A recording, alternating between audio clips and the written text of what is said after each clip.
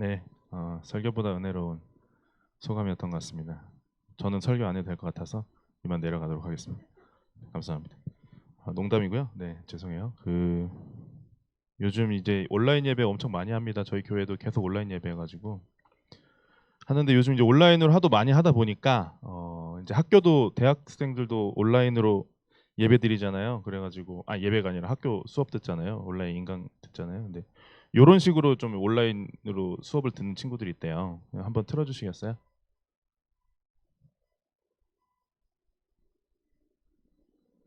네. 여기 계신 분들은 안 보일 거고 인터넷에서 보신 분들은 보이고. 끝났어요? 화면 영상 나갔어. 끝났습니까? 네, 멈춰 주시면 됩니다. 네. 이런 식으로 이렇게 예배 드리지 마시고요. 네. 예배는 집중해 주시면 좋겠습니다. 어, 지금 이제 성경책을 펴시고 요한복음 9장 같이 한번 보겠습니다. 원래 오늘 요한복음 9장 내용 전체거든요. 근데 요한복음 내용 9장 전체인데 그거 9장 전체를 다 읽기가 좀 애매해서 너무 길어서 저 혼자 이거를 카메라 보면서 9장을 읽으려니까 약간 좀 그런 것 같아요. 그래서 어, 쭉 제가 이제 이 말씀 나누면서 같이 듣도록 하고요. 마치 여기 아무도 없는 것 같지만 사실 여기도 열 몇 명 있거든요. 근데 다 없는 척 이렇게 소리를 죽이고 마치 있습니다. 한번 보여줬으면 좋겠지만 제 마음대로는 안 되는 것 같고 30절 같이 읽겠습니다. 제가 같이 요한복음 9장 30절 한번 읽어보겠습니다. 시작. 그 사람이 대답하여 이르되 이상하다. 이 사람이 내 눈을 뜨게 하였으되 당신들은 그가 어디서 왔는지 알지 못하는도다 라고 말했습니다. 이 이야기는 예수님이 나면서부터 맹인이 된 사람이 있어요. 태어날 때부터 눈이 안 보이는 사람의 눈을 고쳐주면서 일어났던 일들이 요한복음 9장에 정리되어 있는 것입니다. 그것을 통해서 오늘 은혜 속에서 아니면 문화 속에서 이렇게 제목으로 같이 제가 묵상한 것들을 좀 나눠보도록 하겠습니다. 제가 말씀 전문가도 아니고 그렇기 때문에 매우 비루한 메시지가 되겠지만 같이 해주시면 감사하겠습니다. 제가 알고 있는 집사님하고 장로님이 있어요. 집사님하고 장로님인데 이 집사님하고 장로님 제가 언제부터 알았냐면 한 20년 전부터 알았어요. 20년 전에 2000년도에 서기 2000년에 제가 미국에 갔었거든요. 미국에 있었는데 거기서 집사님을 좀 알았습니다. 미국에서 그 집사님이 있고 근데 장로님도 이제 기독교인이죠 둘 다. 근데 먼저 집사님 얘기를 좀 해드릴게요. 집사님은 미국에 가면 버미지라는 동네가 있습니다. 버미지 들어보신 분 아무도 없을 거예요. 왜냐하면 시골 중에 시골이 깡촌 중에 깡촌이어가지고 아무도 가본 적이 없어요. 우리나라 사람은 제가 볼 때 거의 저희 가족하고 거기 계신 몇 분만 빼고는 버미지에 가본 적도 없을걸요.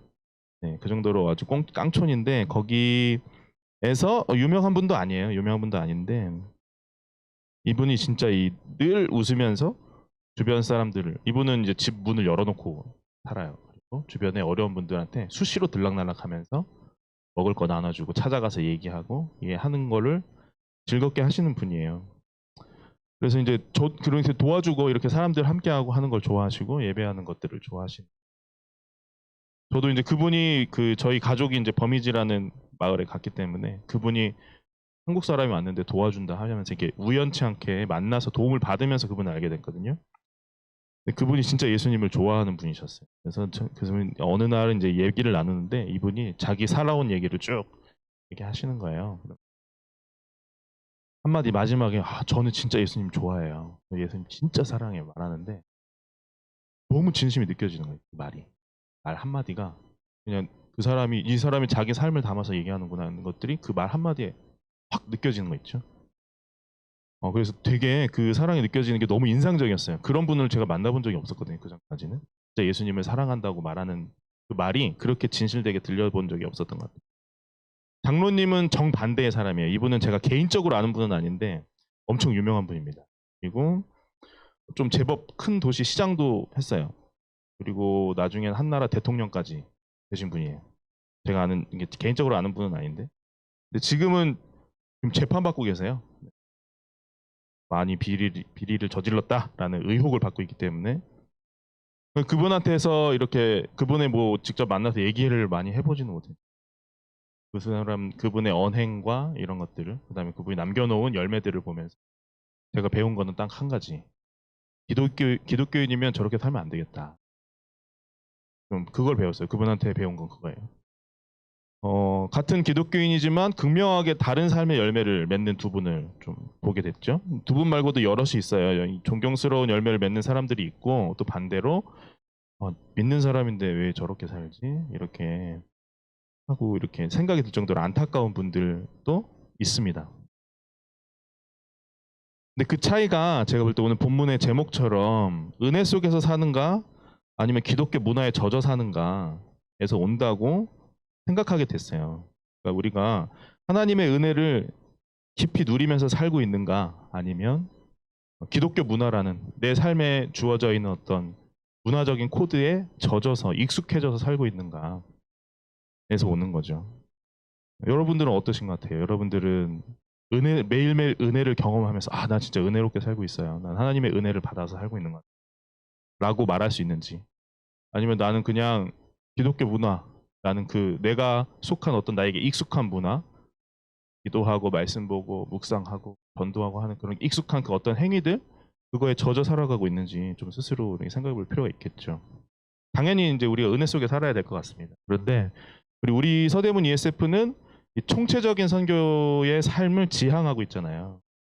다시 말해서 지금도 이 땅에 선교하시는 하나님과 함께 선교적인 삶을 살아내고자 한다. 이것이 우리가 추구하는 바고 지향하는 바죠.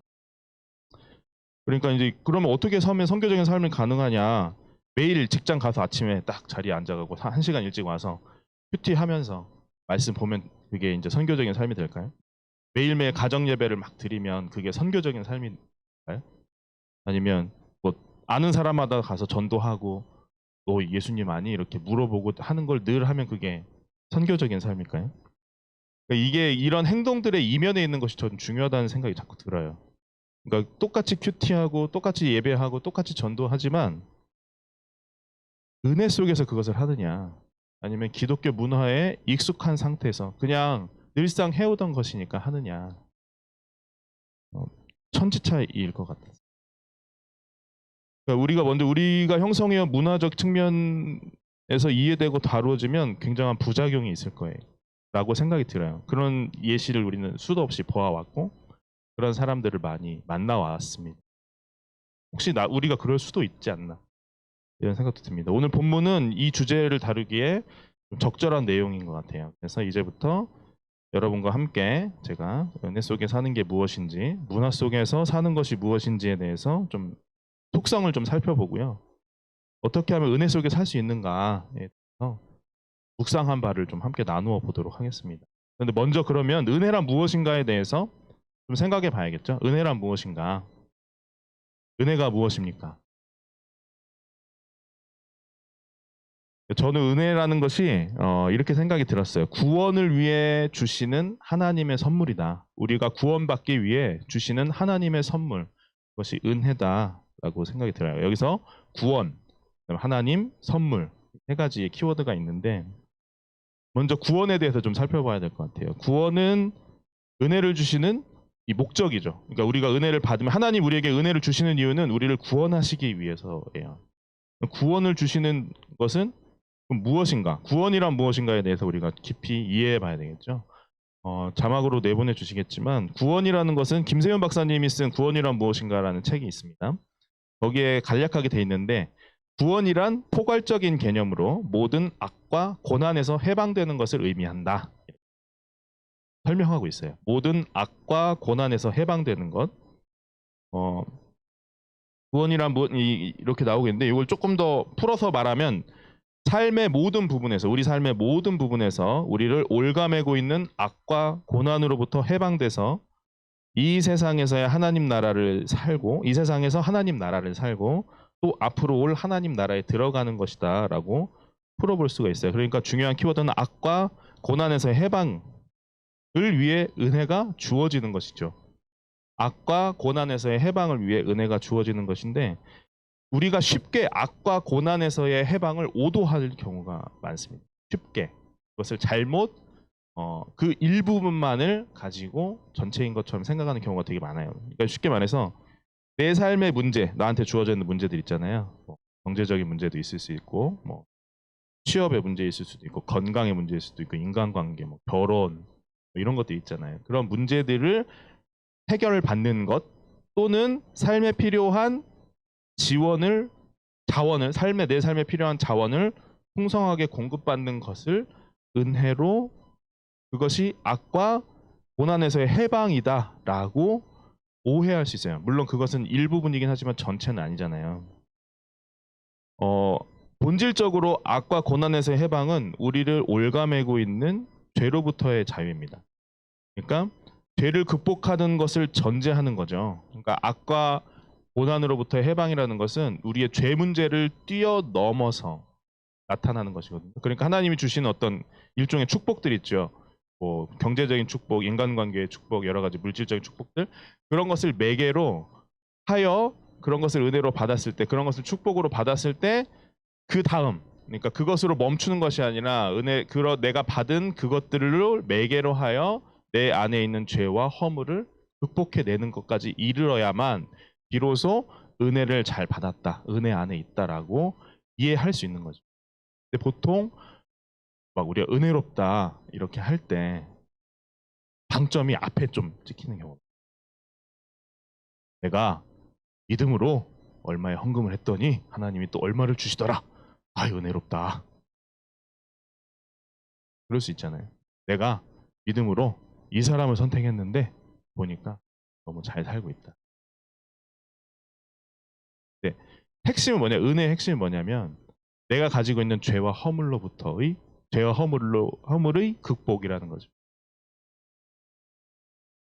그러니까 은혜라는 것은 기쁨과 축복이기도 하지만 동시에 어떤 것을 갖고 있냐면 부담과 곤란함, 그다음에 또는 도전과 어떤 노력 이런 것들을 동시에 의미를 담고 있는 거예요. 은혜를 받는다라고 했을 때.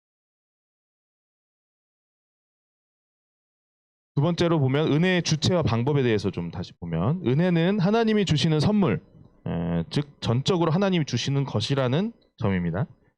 그러니까 다시 말해서 하나님으로부터 오는 거죠. 그래서 내가 받을 자격이 있고 없고는 은혜가 주어지는 조건이 아니에요. 내가 어떤 자격이 있어서 은혜를 나한테 받는 거. 내가 하나님한테 요청했더니 하나님 주셨어.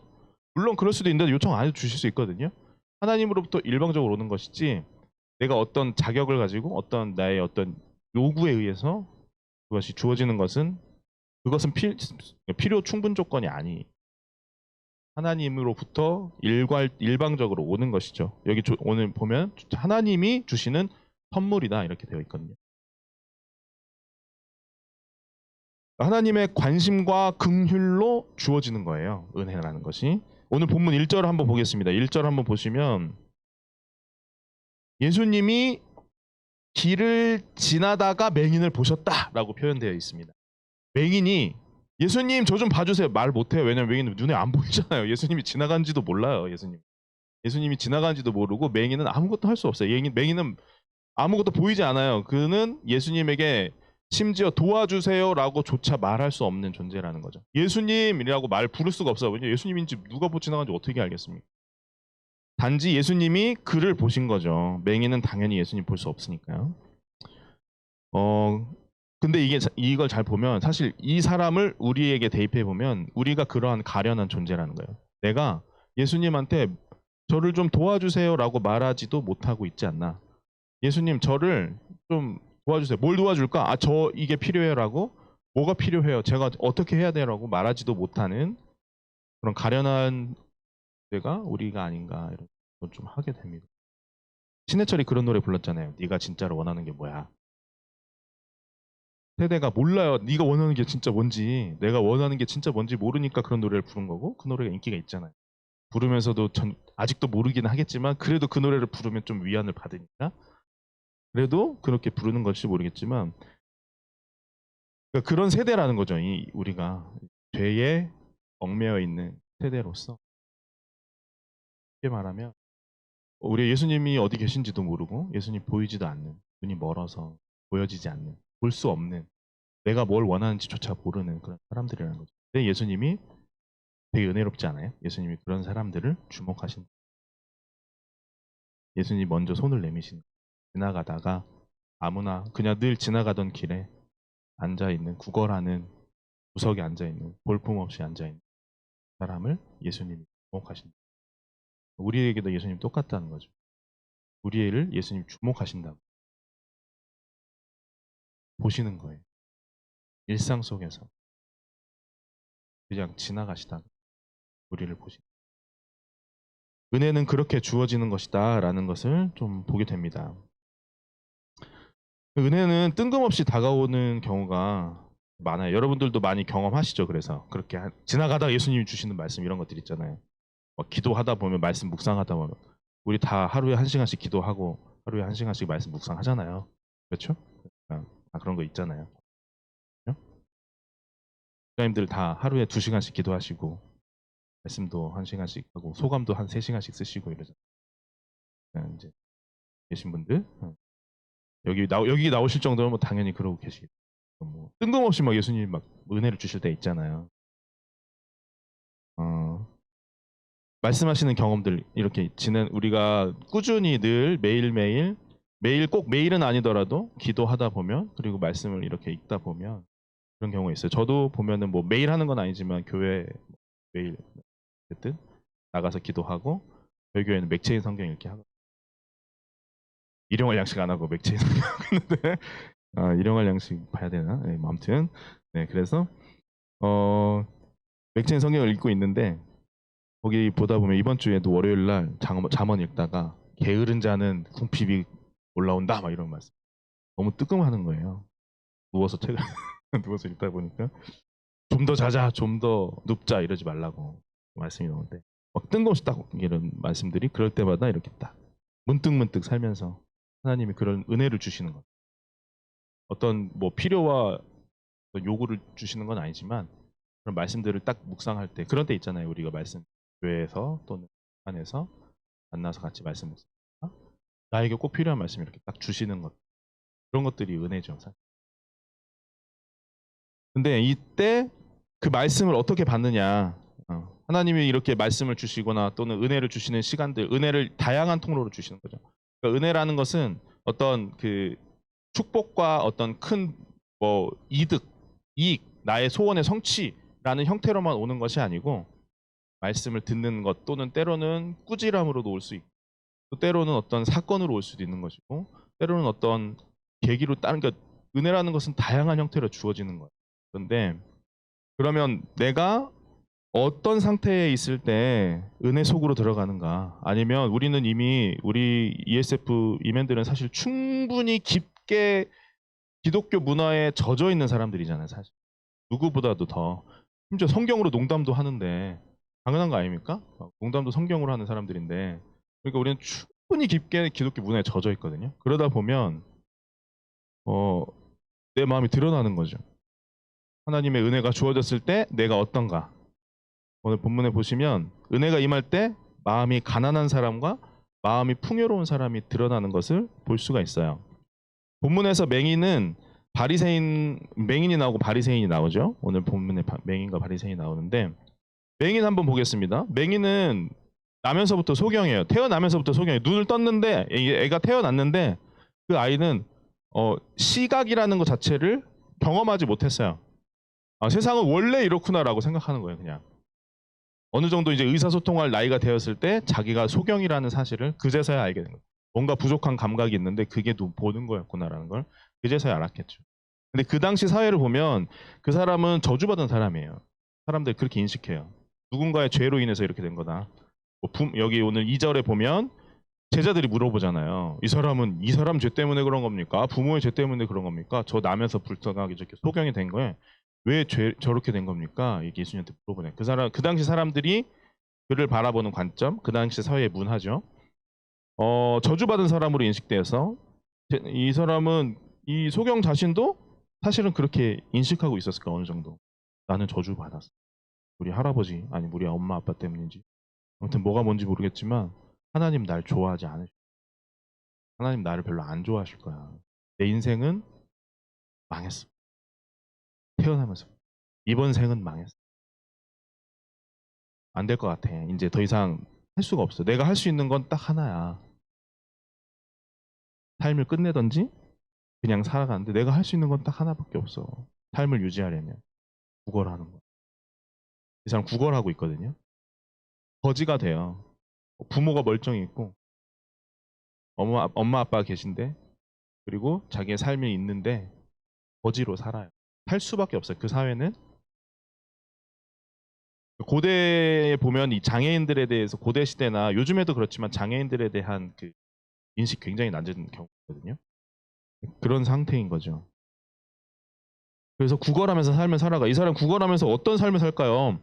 구걸하는 삶이 행복한 삶은 아니잖아요. 근데 죽지 못해서 살잖아요. 뭐 혹시 모르죠. 부모님이 더 힘들어서 이 사람이 구걸하지 않으면 못 사는 그런 집안일 수도 있잖아요. 근데 어쨌든 구걸하면서 사는 거죠. 그냥 구걸로 연명하는 삶. 최하의 삶 중에서 이 사람이 정말 너무 비참하게 느껴지는 게 뭐냐면 이미 삶의 자리가 땅으로 곤두박질 쳐서 그 어떤 동시대 다른 사람들보다 가장 미천한 사람인데 매일매일 주어지는 작은 희망에 기대어 사는 거예요. 자기 구걸 주머니에 동전이 많이 들어간 소리가 들려. 그러면 그날은 그냥 기뻐요. 그게. 어느 날은 동전이 별로 안 떨어져요. 그러니까 그날은 너무 슬퍼요. 그런 아주 너무너무 서글프고 가련한 어떤 그런 희망, 그렇게 주어지지 않을 수밖에 없는, 이게 되지 않는 그 희망만 붙잡고 그냥 죽을 때까지 살아갈 수밖에 없는 그런 운명. 진짜 슬픈 거죠, 이 사람. 그러면서 그것을 그냥 그대로 순응해 버렸을 수밖에 없는, 나는 원래 이렇게 살 수밖에 없어. 저주받았으니. 자기에 대해서 그렇게 인식할 수밖에 없는 그런 상태의 사람. 나의 삶엔 힘들어, 괴로워, 내가 많아. 내 인생은 뭔가 잘못됐어. 크게 잘못됐어라고 스스로 인식하고 생각할 수밖에 없는 그런 상황이 있잖아요. 반대로 바리새인 한번 볼까요? 바리새인들은 율법을 지키기 위해서 밤낮으로 노력하는 사람들입니다. 누구보다도 바르게 살려고 노력하는 사람. 율법을 세세하게 착착착착 하고 그것을 지키기 위해서 일주일에 한 번씩 금식하는 사람들입니다. 저는 불가능합니다. 안식일에 밥을 안 먹다니요. 또 먹어야 됩니다. 어떻게 밥을 안 먹어서 일주일에 한 번씩 그렇게 합니까? 그뿐만 아니죠. 모든 율법을 지키기 위해서 노력하고 그것을 실제로 구현해내는 사람이에요. 얼마나 열심히 사는 사람들입니까, 바리새인들. 진짜 열심히 사는 사람들. 자부심이 대단한 사람들이죠. 자기가 이렇게 사는데 나 이 정도로 살아가는데 자부심이 없을 수 있을까요? 그렇게 열심히 땀 흘리고 노력해서 율법을, 그 어려운 율법을 이루며 살아가고, 사람들이 그래서 그 바리새인들 보면 바리새인이라는 사람들 보면 존경의 눈으로 바라보면서 이 사람이 회당에 가서 말씀을 딱 풀어서 이렇게 딱 설명해 주면 역시 다릅니다. 역시 바리새 사람들은 역시 말씀을 이렇게 잘 하시는군요. 막 성경 이 모세의 율법을 이렇게나 풀어주다니요 막 이러면서 감탄하고 박수 받을 사람들이거든요. 얼마나 자부심이 있을까요? 자기가 살아오는 그 상황에. 근데 문제는 뭐냐면 그 존경과 어떤 그 사람들의 관심과 그런 사람들의 주시는 사회적인, 그 사람이 누리는 사회적 지위가 있잖아요. 그거를 자기 의로 여긴다는 거죠. 자기 의로 여겨서 오늘 본문 전체에서 보면은 나중에 한번 쭉 읽어보세요. 지금 설교 들으시면서 읽어보세요. 예수님하고 그다음에 이 눈먼 사람, 이제 눈이 떤 사람한테 뭐라고 말하냐면 죄인이라고 막 얘기해요. 죄인. 반대, 뭐냐면 이 자의식의 반영인 거죠. 자기는 죄인이 아니다. 나는 다 알고 있다. 성경을. 나는 모세의 약속을 알고 있고 율법을 알고 있고 무엇이 뭔지 알고 분별하는 사람이고. 왜? 나는 율법을 지켰기 때문에. 나는 율법을 잘 행했기 때문에 잘 아는 사람이에요. 너희는 모르면서 막 자꾸 아는 척하지 마, 이 죄인들아. 거든요. 자신이 빠져 있는 문화 속에서 풍성한 걸 누리고 있는 사람, 풍성한 만족을 누리고 있는 거죠. 그래서 맹인이 눈을 뜨는 기적이라는 게 일어났어요. 맹인이 눈을 뜨는 기적은 여기까지 어느 기록에도 있지 않은 기적인데, 나면서부터 눈먼 사람이 눈을 뜨는 기적이 일어났는데, 그것이 맹인한테는 직접적인 어떤 자기의 눈을 뜨는 은혜지만 반대로 말하면 바리새인에게도 은혜예요. 왜냐하면 이러한 기적을 일으키는 선지자가 이 시대에 나타났잖아요. 하나님의 말씀을 전하는 위대한 선지자가 이 시대에 나타났다고 볼 수 있잖아요. 그것은 그 사람에게도 은혜이거든요. 근데 그거를 결코 인식하지 않아요. 왜냐하면 자기가 문화에서 그 문화 안에서 필요한 게 없기 때문에 그래요. 더 이상 난 필요가 없어요. 사실은 내가 살고 있는 이 문화에서 물론 메시아를 기다리고는 있는데 사실은 메시아 뭐 오나 안 오나 괜찮아요. 자기 삶에 큰 문제가 없는 거예요. 아주 막 대만족을 하고 아주 막 크게 막 이런 게 아니지만 그렇지만 굳이 필요 없어요. 예수님. 굳이 메시아 안 와도 돼요. 온다고 해도 좀 괜찮은 방법으로 와야 되는데 너무 자기가 공격적으로 오잖아요. 그 삶에 만족하고 있기 때문에. 여러분은 어떠세요? 여러분은 스스로한테 한번 질문을 해보세요. 지금 이대로가 물론 내 삶에 만족하는 사람이 존재하진 않지만 여러분 진짜 예수님이 필요합니까? 이거 아닌데 주님 저 이거 아니에요. 하나님 전 이렇게 하면 안 돼요. 또 정말 이러면 안 돼요. 이렇게 생각합니까? 아니면 아니 뭐 이 정도면 뭐 괜찮지. 이 정도로 나 신앙생활 하고 있으면 나쁘지 않지. 내 신앙생활은 내 믿음은 나의 신앙은 나의 생활은 이 정도면 괜찮지 뭐 꼭 뭐 예수님 좀 빨리 오셨으면 예수님 뭐 빨리 오셔도 좋은데 괜찮아 안 오셔도 이렇게 생각하고 있다면 어떻게 누가 은혜를 받을 수 있을까요? 예수님 저 진짜 예수님 필요해요 라고 진짜로 원하는 사람. 예수님 오시면 좋은데요. 예수님 저를 만나주시면 좋은데 뭐 꼭 필요한 건 아닌 것 같아요.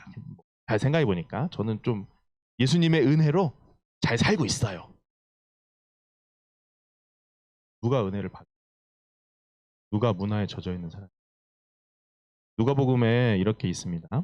예수께서 대답하여 이르시되 건강한 자에게는 의사가 쓸데없고 병든 자에게라 쓸데있나니 내가 의인을 부르러 온 것이 아니고 죄인을 불러 회개하러 왔다. 예수님 분명히 말씀하셨어요. 스스로 죄인이요 병든 사람이라고 여기는 사람, 내가 아직 하나님의 의에 이르지 못했다고 고백하는 사람을 부르신다고 말씀하시고 계세요. 그러므로 우리는 내 삶에 대한 깊은 문제의식, 내가 살고 있는 그러니까 내 자신에 대한 깊은 문제의식뿐만 아니라 내가 살고 있는 이 사회와 시대에 대한 예수님의 관점을 반드시 견지하고 그것이 나의 삶의 중심에 있도록 해야 될 필요가 있는 거죠. 그래야 은혜가 올 때 은혜로 알아요. 근데 그게 아니면 은혜인지 몰라요. 은혜인지도 몰라요. 하나님의 은혜가 그냥 축복, 내가 좀 뭐 얻는 걸로만 오는 거라고 여전히 생각할 수 있어.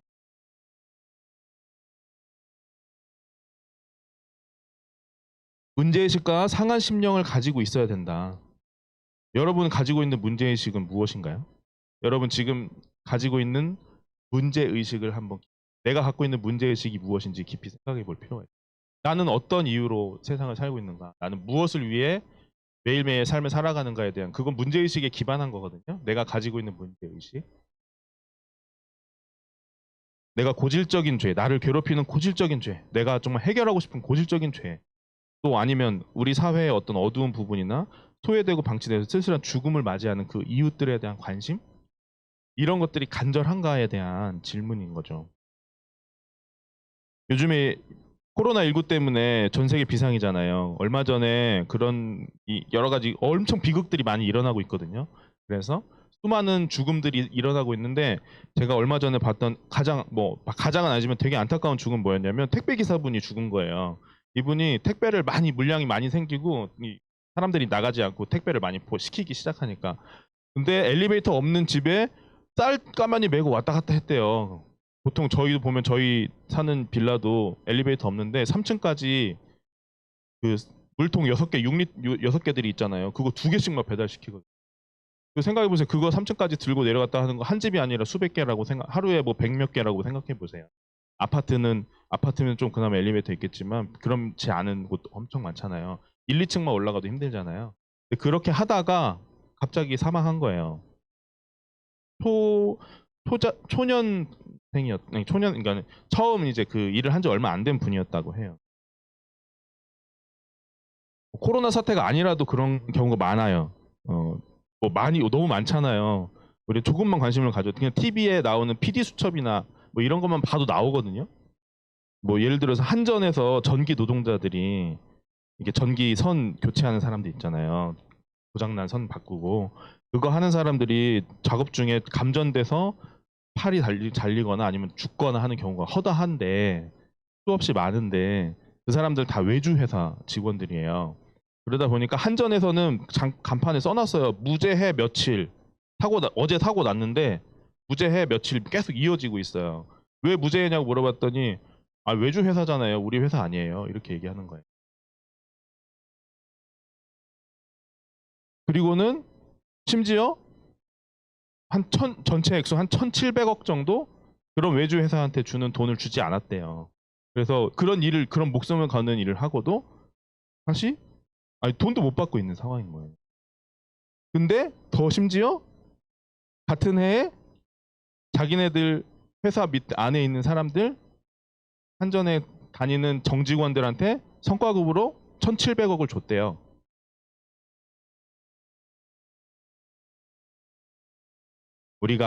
우리나라의 택배 산업을 바꿀 수는 없어요. 그리고 한전한테 우리가 뭐 얘기한다고 그 사람 듣겠습니까? 그런데 우리가 이런 이야기를 들을 때 그게 나랑 무슨 상관입니까? 라고 말하는 태도가 돼야 되는지. 그러지 않잖아요.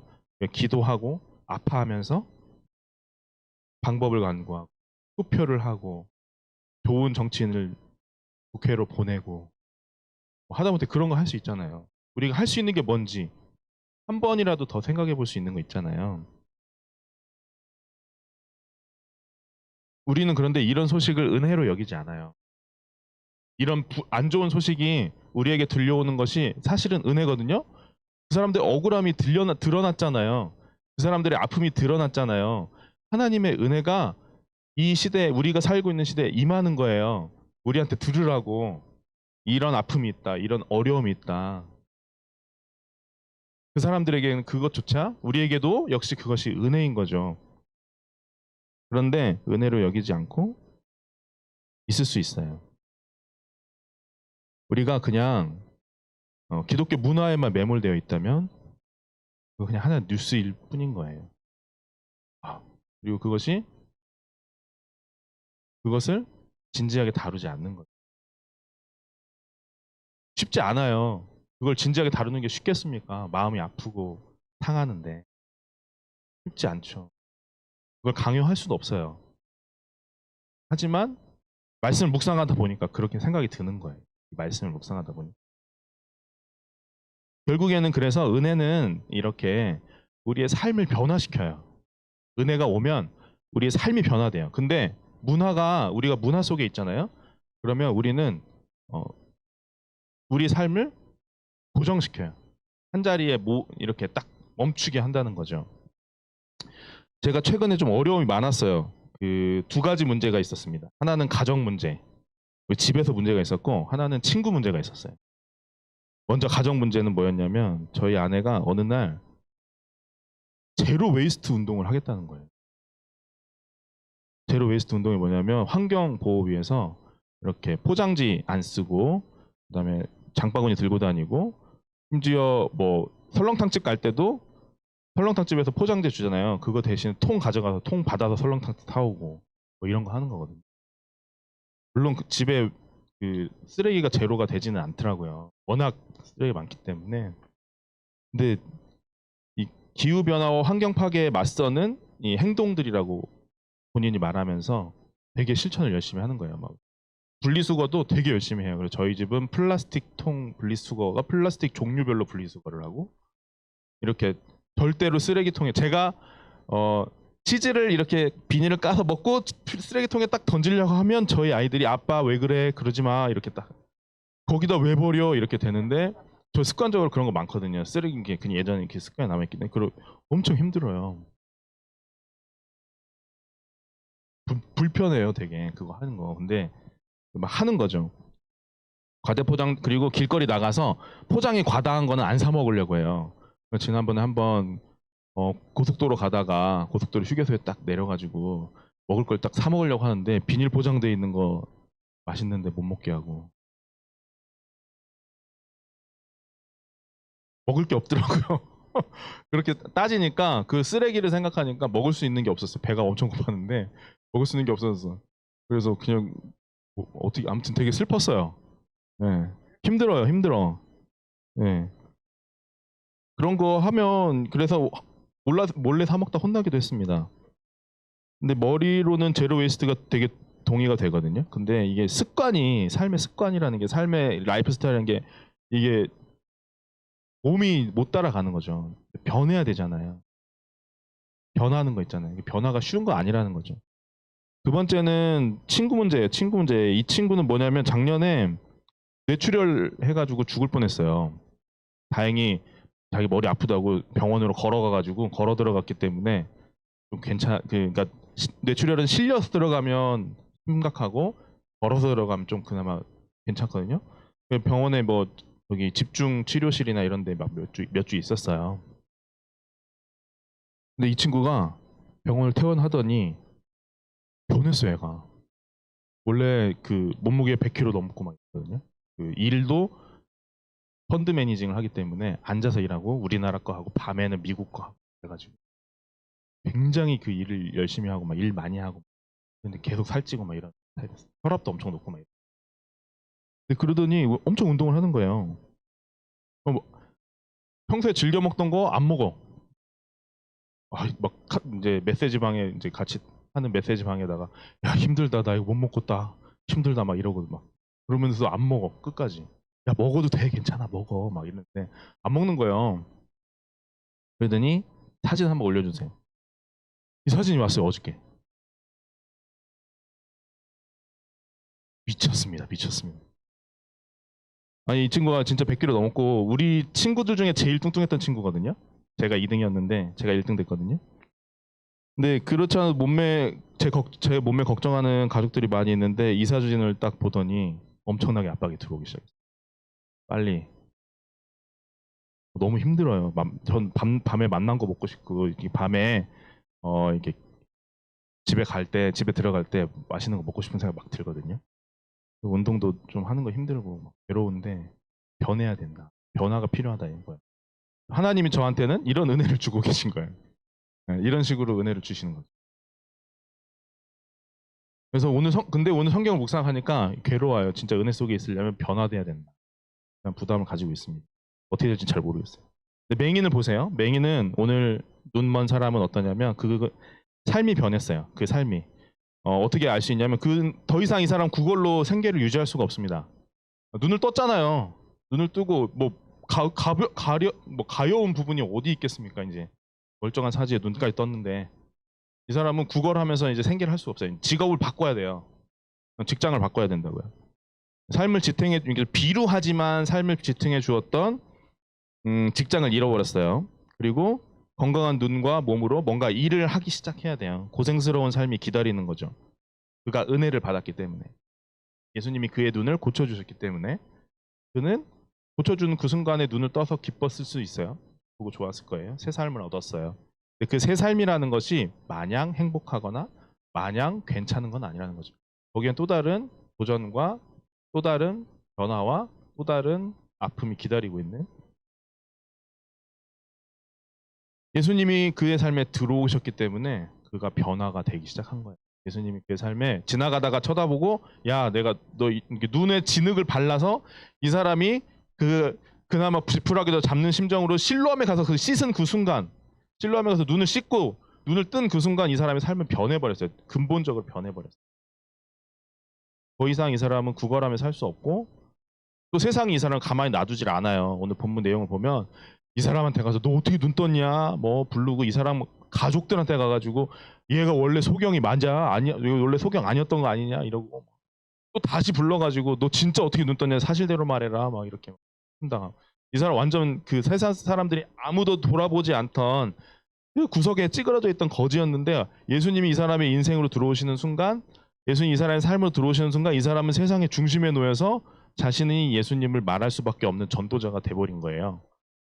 예수님의 은혜가 우리한테 임하는 순간 우리가 찌그러져 있는 어떤 한 세상의 변방에 있는 사람이 아니라 세상의 중심에서 예수님의 우리의 신앙을 말할 수 있는 전도자로 삶이 변하는 거죠. 우리의 선교하는 삶으로 우리 삶이 근본적으로 변하는 거예요. 반대로 바리새인은 그 반대예요. 이 사람은 명확하게 일어난 사실로 세상이 바뀌고 있어요. 예수님이 이것만 한 거 아니거든요. 이 요한복음 앞뒤로 계속 읽어보면 예수님이 엄청난 기적을 막 해요. 이 뒤에 가면 진짜 더 클라이막스가 뭐냐면 나사로가 죽은 지 나일 동안 무덤에 들어있었는데 예수님이 나와라 그랬더니 살아서 나왔어요. 나사로가. 그래가지고 사람들이 그것 때문에 다 난리가 나가지고 나사로 보고 나서 나사로 보려고 모이고 그것 때문에 엄청나게 많은 사람들이 예수님 믿기 시작했거든요. 그런데 바리새인들은 안 변해요. 그런 상황들이 계속 변하고 바뀌는데 바리새인들은 어떻게 하냐면 나중에는 나사로도 죽이고 예수도 죽이자 이래요. 변해요. 명확하게 일어난 사실들이 있는데 그래서 되게 웃기는 우스운 코미디가 발생해요. 오늘 본문에서 보면 이 사람들이 뭐라고 하냐면 예수님 이 사람이 눈에 떴잖아요. 그럼 야 그분 어딨냐 이렇게 물어봐요. 그분 어떻게 널 고쳤냐 이거 물어봐야 되잖아. 근데 그거 물어보니까 이 사람이 대답하니까 그 다음에 뭐라고 하냐면 안식일에 고쳤구만. 안 되겠구만. 안식일에 고쳤어. 이거 안 되겠어. 이거 가짜야 가짜. 안식일에 고쳤다고 가짜. 자기 그 틀을 벗어나지 못해. 자기 세계를 전혀 벗어나지 못해. 변하지 않아. 자기 세계에서 변하려고 하지 않아. 조금도 변화를. 또 뭐라고 하는지 이 소경한테 너 진짜 남에서부터 소경이냐? 너 혹시 너 남에서부터 소경인 척 해가지고 지금까지 하다가 예수 만나서 눈 뜬 거 아니냐? 이런 식으로 물어보는 거예요. 말이 됩니까? 그런 질문이? 어느 미친놈이 아니 남에서부터 소경짓을 해. 구걸하면서 하려고? 그걸 한다고요? 좀 이상하잖아요. 근데 그런 식으로 그런 논리를 펴는 거예요. 성경을 읽으면 되게 웃겨요. 이 사람들의 논리가. 엄청 웃기거든요. 그런 이야기들이에요. 예수님이 그리스도라는 사실이 명확하게 선포되고 있는데도 귀를 닫고 눈을 닫고 자기가 원하는 대로 해석하고 이해해요. 변하려고 하질 않는 거예요. 변화의 시작도 하지 않는 거죠. 말씀을 묵상하면서 오늘 말씀을 제가 묵상하면서 저는 진짜 큰 부담을 느껴요. 되게 큰 부담이 느껴져요. 뭐냐면 우리도 은혜를 받는 사람은 변해야 되는 거예요. 변하는 게 아까 말씀했잖아요. 앞에서 얘기했지만 제 사례를 들어 얘기했지만 우리가 변하는 게 쉽겠습니까? 제가 이 살을 빼는 게 쉽겠습니까? 너무 어려울 것 같아요. 너무 힘들 것 같잖아요. 되게 힘들 것 같고 막 너무 지금 생각해도 아찔하단 말이에요. 여러분 어떠세요? 은혜가 이끄는 대로 변할 마음이 기꺼이 있으세요? 은혜가 나의 삶을 바꾸는 것을 은혜가 나에게 임해서 그 은혜 때문에 내가 생각을 바꾸고 삶을 바꾸고 내 삶의 어떤 사이클을 바꾸고 이렇게 하는 거를 기꺼이 하시겠어요? 아니면 그냥 근데 옛날이 편한데 이렇게 뒤로 가시겠어요? 대부분 우리 죄인이라서 뒤로 가려고 하거든요. 은혜는 우리가 고수해왔던 죄와 허물을 벗어나라고 계속 촉구하는 거예요. 하나님의 은혜는 우리로 하여금 내 개인의 죄와 허물, 우리 사회가 가지고 있는 죄와 허물, 온 총체적인 죄와 허물로부터 벗어나라고 계속 재촉해요. 은혜라는 것은. 네. 그래서 우리는 새 길로 가라고 막. 이 세상은 네 집이 아니다. 이 세상은 내 집이 아니다. 이 세상에서 안주하지 마라. 이 세상에서 잘 먹고 잘 살 생각하지 마라. 그거는 하나님 주실 수도 있고 안 주실 수 있는데 그거에 기대지 말라고. 은혜를 받으면 모험을 하라고. 은혜와 함께 떠나라고. 필요한 데 가라고. 계속 재촉하는 거죠. 그렇게 할 수 있을까요? 되게 어렵지 않을까요? 너무 힘든 일 아닌가요? 저는 되게 그렇게 느껴졌어요. 이 말씀 묵상하면서. 그러니까 말씀 묵상하다 보니까 되게 무겁더라고 마음이. 읽다 보니까. 근데 마지막 부분에서 이 맹인의 마지막 부분을 오늘 본문의 마지막 뒷부분을 좀 보다 보니까 나의 변화가 나에게 달린 것이 아니다라는 것을 생각하게 됐습니다. 그리고 이 맹인 한번 볼까요? 맹인을 보면 이 사람이 진짜 대단한 반응을 보여요. 이 사람은 두 번이나 불려가서 막 얘기하는데 오늘 본문은 저희가 같이 읽었던 30절을 보면 아니 이거 당연한 거 아닙니까? 왜 당신들 이걸 못 봐요? 이렇게 말하는 거예요. 이 사람의 그 뉘앙스는 뭐냐면 이 사람은 자기가 변한 게 당연한 거예요. 네. 내가 변해야 돼. 나는 이쪽으로 가야 돼 해서 간 게 아니고 이거 당연히 가야지. 이거 당연한 거지. 이런 뉘앙스예요. 이 사람의 말은. 이 사람의 대응은 이 사람이 그 바리새인을 대하는 대응은 아니 너무 당연한 거잖아요. 이거예요. 뒤에 또 읽어볼까요? 뒤에 보면 30절에서 33절까지 한번 볼까요? 30절에서 33절까지 보면은 그 사람이 대답하여 이르되 이상하다. 이 사람은 내 눈을 크게 뜨게 하였는데 당신들은 그가 어디서 왔는지 알지를 못하네요. 사람들이 하나님이 죄인의 말을 듣지 않고 경건하여서 그의 뜻대로 행하는 사람의 말을 들으시는 줄 알잖아요. 그러면 창세 이후에 맹인으로 난 사람 눈 뜨겠다는 내가 듣지를 못했는데 이게 하나님으로부터 온 게 아니면 어디로부터 온 겁니까? 너무 당연한 거 아닙니까? 나는 이렇게 말할 수밖에 없어요. 이거 예수님 그분은 선지자일 거고 아니 더 나아가서 하나님 아들일 것 같아요. 그런 것 같아요. 지금 보니까 분명히 그래요. 아니, 너무 당연한 거예요. 이거 여러분들이 저한테 뭐라고 해도 어쩔 수가 없어요. 저는 그걸 당연하게 생각해요. 이렇게 되는. 그러니까 우리가 은혜를 받아서 변화되는 것은 어떤 그 당위나 그러니까 이 바리새인들이 자신의 삶을 계속 당위로 몰아쳐서 너는 율법을 행해야 돼, 이걸 해야만 해, 이렇게 하십시오 해가지고 하는 그런 당위가 아니고 우리 속에서 우리의 심령 깊은 곳에서 오는 자연스러운 마음의 우리의 심령의 영혼의 변화를 통해서 우리가 변화된다는 사실을 미루어 유추할 수 있어요. 이걸 보면 이 맹인의 태도를 보면 그러니까 뭐냐면 다시 말해서 이 맹인은 예수님을 좋아하는 거예요. 예수님을 좋아하게 된 거예요. 예수님을 사랑하게 된 거예요. 그러니까 변한 거죠. 이 사람은 예수님이 좋아진 거예요. 예수님을 변호하는 거예요. 영화 이게 봉준호 감독 요새 유명하잖아요. 봉준호 감독 영화 마더 보시면 거기 보면 그 스포일러인데 괜찮네. 거기 보면 마더에 보시면 그 엄마가 자기 아들이 몸은 20살 후반인데 지능이 5살이에요. 그 어느 날 마을에 살인 사건이 났는데 자기 아들이 그 살인 사건 용의자로 찍혀가지고 경찰이 잡아가가지고 유치장에 들어가거든요. 다른 사람은 다 걔가 범인이야 이러는데 엄마는 아니 걔가 우리 아들이 범인일 리가 없어요. 심지어 그 이제 피해자의 장례식장에 가가지고도 우리 아들이 그럴 리가 없어요 이렇게 하거든요. 아들을 사랑하니까 우리 아들이 그럴 리가 없어요. 를 믿는 거죠. 그건 굉장히 극단적인 영화의 얘기는 하지만 이 맹인은 완전한 진리이신 예수님을 만나서 예수님을 믿게 된 거예요. 예수님을 믿게 사랑하게 된 거예요. 그러니까 뭐 거절할 수가 없는 그 삶의 변화를 거절할 필요가 없는 거죠. 당연한 거예요. 너무 좋은 거예요. 저희 아내가 제로 웨이스트 하는데 되게 힘들어하지 않아요. 저희 아내는 제로 웨이스트를 좋아해요. 재밌대요. 그러니까 해요 막. 원래 그러지 않은 사람 아니었어요. 저보다 더 하면 더 했지 덜한 사람 아니었거든요. 근데 그렇게 됐어요. 제 친구 아까 얘기했지만 그 친구도 그런 사람 아니에요. 원래 그렇게 운동 좋아하고 이런 사람 아니에요. 근데 얘기하는 거 들어보면 그냥 그게 좋아진 거예요. 그래서 요즘 아이고 힘든데 아이고 마음도 상하는데 운동이나 해야겠다 이러는 거예요. 스쿼트나 더 해야지 막 이러고 막 이러는 거야 얘가. 변했어요. 근데 그게 어떤 해야만 해 이게 아니고 근본적인 변화 있잖아요. 내 마음의 중심이 바뀌어서 오는 변화. 그거를 통해서 왔다는 거죠. 그러니까 예수님을 사랑하게 되니까 예수님 믿고 따르게 되는 거예요. 마지막에 보면 예수님 믿고 싶습니다. 당신을 믿습니다 하고 엎드려 절하거든요. 이 맹인이 예수님 앞에서. 네? 어떤 불이익도 감수하고 그런 믿음을 가지는 거죠. 근데 반대로 문화에 젖어 있는 사람들은 명백하게 예수님을 싫어하게 돼요. 안 좋아하는 게 아니고 그냥 뭐 있나 보다 이게 아니라 싫어하게 돼요. 예수님이 싫어요. 예수님이 내 삶에 개입하는 게 싫은 거예요. 예수님이 나에게 뭐 말씀하시는 게 싫어요. 예수님이 나한테 와가지고 뭐라고 하는 게 싫어요. 존재 자체 싫어요. 예수님. 여러분은 어떠십니까? 예수님을 사랑하시는 것 같습니까? 아니면 예수님 만나고 싶으세요?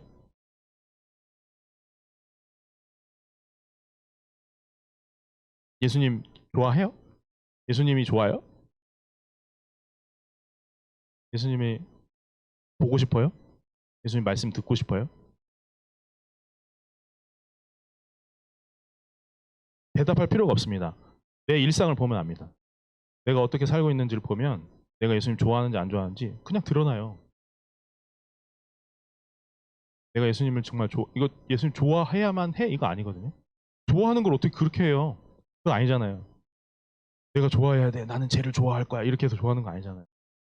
똑같아요. 예수님 나는 좋아요. 이거 예수님을 보고 좋아지는 거죠. 그래서 갈라디아서 5장 16절 17절 한번 볼게요. 거기 보시면 이렇게 돼 있습니다. 내가 이르노니 너희는 성령을 따라 행하라. 그러하면 육체의 욕심을 이루지 아니하리라. 육체의 소욕은 성령을 거스르고 성령은 육체를 거스르나니 이 둘이 서로를 대적함으로 너희가 원하는 것을 하지 못하게 하려 함이니라. 이렇게. 그래서 육체와 성령이 계속해서 부딪히는데 성령을 선택하는 거예요. 우리가 할 수 있는 것. 내가 하는 것은 성령님, 성령님 저한테 와주세요. 성령님과 함께 하고 싶어요.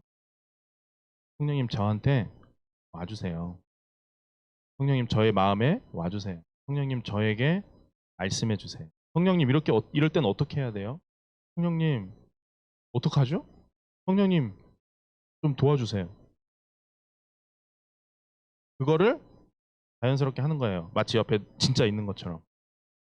진짜 계시죠? 실제로 계시는데 진짜 있다고 생각하고 그렇게 말하는 거예요. 그렇게 말하고 행동하는 거예요. 생각하는 거예요. 우리가 할 수 있는 거 그거예요. 할 수 있는 거. 그러면 오늘 본문에서 봤지만 예수님 어떻게 하십니까? 그럴 때 그러지 않더라도 예수님 우리를 주목하시는데 그럴 때 예수님 우리를 주목하시고 은혜를 주시는 거예요. 우리가 그 은혜를 깨달을 수 있을까요? 깨달을 수 없을까요? 당연히 깨달을 수 있겠죠. 또 그 은혜를 통해서 주어지는 삶의 변화를 좀 더 적극적으로 받아들일 수 있고 좀 더 전향적으로 나의 삶을 바꿀 수가 있겠죠. 그래서 성령님이 주시는 그 은혜의 자리에 성령님을 통해서 하나님이 나에게 내려주시는 그 은혜를 받을 수 있겠죠. 단지 그냥 내가 좀 이익을 얻는 거 이런 거 수준이 아니라 일상적인 삶에서 주고받는 대화처럼 주어지는 은혜들이 있잖아요. 하나님이 나 만남을 하게 누구를 만나게 해주신다거나 그런 것들. 또 내가 어떤 때 더 힘을 내야 되는데 힘이 안 나는데 힘이 나지. 그럴 때 그런 모든 상황 속에서 우리가 좀 더 은혜 속에 있게 되는 거예요. 전쟁과 같아요. 은혜 속에 있을 것이냐, 문화 속에 있을 것이냐는 내가 막 조금이라도 내가 긴장을 놓치고 조금이라도 서 있지 않다면 계속해서 문화 속으로 빠져들 수밖에 없는 거죠. 반대로 은혜 속에 있기를 원하고 하는 거예요. 그 마법의 주문이 뭐냐면 성령님 도와주세요. 성령님 저 좀 알려주세요. 성령님 저한테 좀 말씀해 주세요.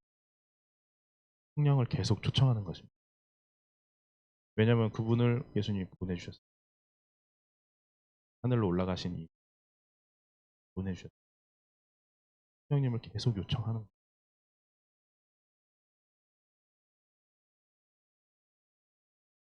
그러면 어떻게 될까요? 우리가 은혜 속에 계속 있을 수 있을 것 같아요. 그럴 가능성이 높아집니다. 그러니까 은혜 속에 머무는 사람들이 되시길 바라고 또 그러기 위해서 무엇보다 끊임없이 매일매일 성령님을 본격적으로 매일매일 일상이 말이나 내가 아니라 내 일상이 나 혼자 있을 때, 나 어떤 일하고 있을 때, 나 그냥 이렇게 평범하게 살고 있을 때 그때 성령님 그게 있어야 된다. 그러니까 좀 안심이 되더라고요. 제가 앞에서 엄청 부담됐거든요. 사실. 해야 된다. 나 이거 살 빼려고 생각하니까 진짜 너무 부담되는데 그래 성령님 그래도 그냥 성령님한테 뭐라고 하자. 성령님한테 비비자 이렇게 생각하니까 좀 낫더라고. 그러려고 그래서 성령님 저 빼기 싫은데 어떡하죠? 이렇게 하려고요. 빼야 되는데 어쩔 수 없지만 어쨌든 네 그렇게 하려고 합니다. 그래서 우리 모든 ESF 학사님들도 저와 마찬가지로 은혜 속에 있기를 사모하고 또 실제로 은혜 속에 있기를 있으시기 바라고 그러기 위해서 정말 일상 속에서 성령님을 만났으면 좋겠어요. 성령님과 함께 하기를 원합니다. 우리 모두가 다 성령님을 매개로 이 통신을 하는 것으로 말씀을 마치도록 하겠습니다. 그러면 우리 옥비 자매님 기도. 네, 안녕하세요. 네. 네, 학사님들 잘 보고 계시나요? 네, 다들 보고 싶습니다, 학사님들. 네. 그리고 오늘 그리고 이 온라인 예배로 말씀 전해주신 최정 학사님께 감사의 말씀 박수를 전달드리겠습니다. 와, 네, 네, 광고 드리도록 하겠습니다. 밑에 여기 자막이 있을 거예요, 그렇죠? 네, 첫 번째 광고는 잠시만요. 네, 4월 18일 에클레시아 3시 예배가 회관에서 있습니다. 네, 이번 달은 이렇게 하지만 다음 달에는 꼭 잘 이제 마무리가 되어서 같이 오프라인으로 봤으면 좋겠습니다. 예배 섬김은 디모데 2팀, 식사 섬김은 디모데 1팀이 섬겨주시겠습니다. 네, 두 번째 광고는 전국 학사 수양의 일정입니다. 8월 6일부터 8월 8일까지 진행되고요. 장소는 국립중앙청소년수련원 천안에 있는 곳이라고 하고요. 그리고 주제 강사는 박득훈 목사님 께서 진행해 주십니다. 여기 사진이 보이죠? 보이시죠? 네. 네. 네, 네. 아, 그래요? 네. 알겠습니다. 네. 본부 건축이 진행 중입니다. 착공 예배를 드렸고 지질 조사를 하는 중에 있습니다. 본부 건축 헌금 4.6억이 모였고 목표는 10억 입니다. 네. 계좌번호도 아마 밑에 나오겠죠. 네.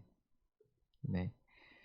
네. 그리고 특별 헌금을 3월 한 달간 더 연장하여 받는 중입니다. 네.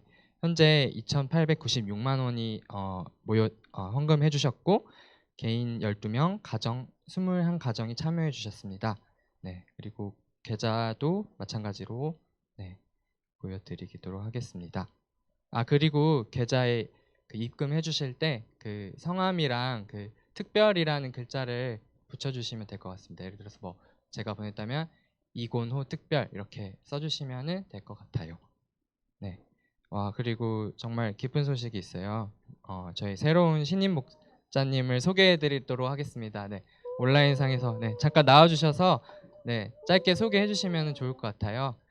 네, 누군지 아시겠지만 정효진 목자님, 임다혜 목자님입니다. 네, 나와주세요. 와, 여기로 해야 되나? 네, 네 여기에 앞에 서주시면 될 것 같습니다. 네, 짧게 일단 먼저 소개해 주시면 될 것 같아요. 네, 효진 목자님. 네, 안녕하세요. 저는 항공대 13학번이고 이제 올해부터 항공대 담당 간사로 맡고 있는 정효진이라고 합니다. 반갑습니다.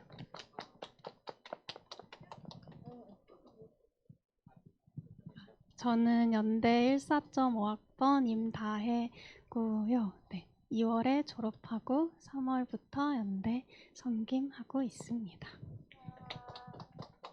최근에 좀 이제 코로나 바이러스 때문에 쉽지 않은데 어떻게 사역하고 계시고 기도 제목 있으신지 너무 구체적인가요?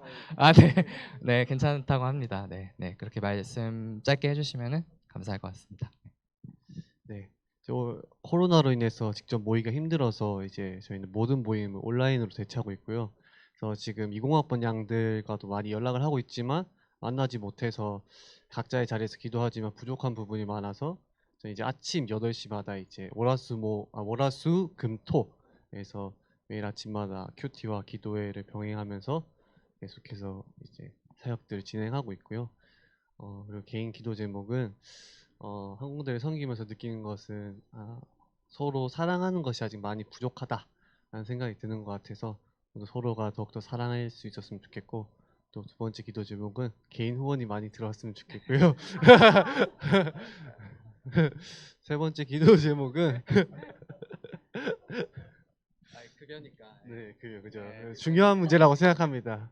중요한 감사합니다. 그리고 세 번째 기도 제목은 이제 가정에서 이제 정말 하나님의 자녀로서 잘 이렇게 사랑을 전하는 목자로서 또 아들로서 잘 이렇게 감당할 수 있도록 기도해 주시면 감사하겠습니다.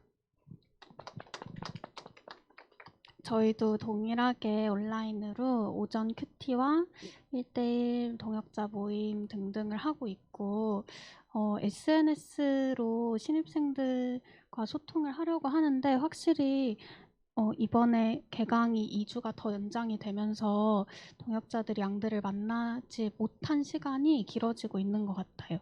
그래서 일단 개인적인 기도 제목은 제가 먼저 하나님 안에서 기쁨과 사랑이 채워지고 그 하나님께 받은 사랑으로 양들과 동역자들을 섬길 수 있도록 기도해 주시면 좋겠고 그리고 연대가 지금 연락하고 있는 새내기 양이 한 명도 없어서 동역자들도 더 상한 마음으로 양들을 소망할 수 있도록 기도해 주시고 또 하나님께서 양들을 만날 수 있는 길을 열어주시도록 기도해 주시면 좋을 것 같습니다.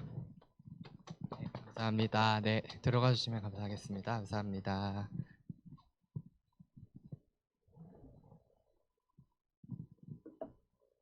네, 이어서 광고 진행하도록 하겠습니다. 네, 그리고 정말 중요한 광고인데요. 저희 이제 1부가 예배가 끝나고 2부부터는 저희 아무 근황이라는 그 이름으로 소감 나눔을 같이 하려고 해요. 소감이어도 되고 혹은 뭐 근황이어도 좋고 어떤 방식으로도 좋으니까 꼭 보내주시면은 저희가 비타 500을 참여해주신 모든 분들에게 일단 드리고요. 그리고 아까 제가 그거 말고도 그 저희가 후원받은 상품들이 있어서 봤는데 완전 목록이 화려합니다. 네, 총 13개. 와. 그게 막 무슨 뭐 카페에도 있고 뭐 거의 스벅 10,000원짜리도 있고 막 되게 다양하더라고요. 네. 빨리 이 방송을 보고 계신다면은 네, 참여해 주시면은 감사하겠습니다. 네. 한 5분에서 10분 뒤에 뵐게요. 네, 안녕.